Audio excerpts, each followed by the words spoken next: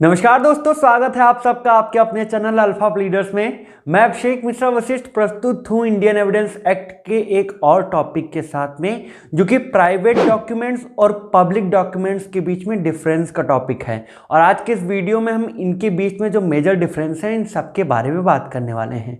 तो बिना किसी अनावश्यक भूमिका के चलिए आराम से प्रारंभ करते हैं।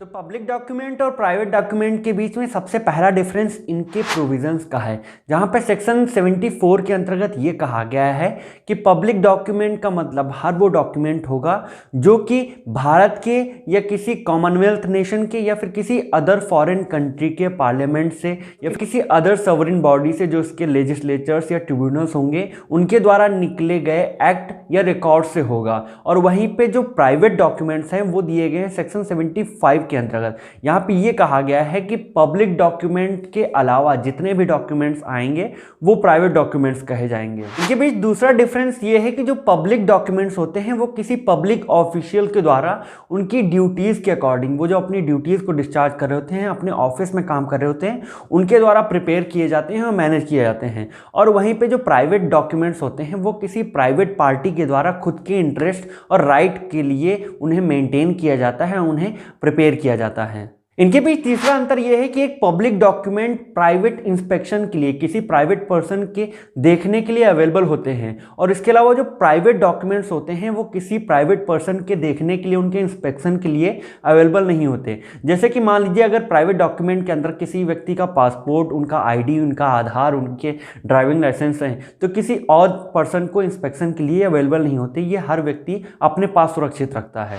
इंडियन एविडेंस एक्ट के सेक्शन 65E के अंतर्गत ये प्रोविजन दिया गया है कि एक पब्लिक डॉक्यूमेंट्स को सेकेंडरी एविडेंस के द्वारा, इनकी सर्टिफाइड कॉपीज के द्वारा कोर्ट में प्रस्तुत किया जाएगा और ये कोर्ट में एडमिसिबल माने जाएंगे, ये यहाँ पे रिलेवेंट माने जाएंगे, इनको कोर्ट स्वीकार कर लेगा। और वहीं पे एक प्राइवेट डॉक्यूमेंट को अगर कोर्ट में प्रस्तुत किया जाएगा तो ये ओरिजिनल होने चाहिए और इनके बारे में जो कंडीशंस दी गई हैं उनका फुलफिल होना जरूरी है, तभी ये कोर्ट के द्वारा एडमिसिबल माने जाएंगे। और इनके बीच में सबसे लास्ट डिफरेंस ये है कि एक पब्लिक डॉक्यूमेंट के बारे में कोर्ट एक प्रिजम्पशन लेके चलता है, जो कि इसके जेन्युइननेस होने के बारे में होता है कि ये जेन्युइन है, ये वास्तविक हैं। और इसके अलावा जो ये प्राइवेट डॉक्यूमेंट्स होते हैं इनके बारे में ऐसे किसी भी प्रिजम्पशन के बारे में कोई प्रोविजन नहीं दिया गया है। और सबसे लास्ट में बात करते हैं पब्लिक डॉक्यूमेंट्स और प्राइवेट डॉक्यूमेंट्स के एग्जांपल्स के बारे में, जहां पे पब्लिक डॉक्यूमेंट्स के रूप में एग्जांपल्स दिए जा सकते हैं, जैसे रिकॉर्ड्स ऑफ बैंक या फिर birth register, death register, RTI records.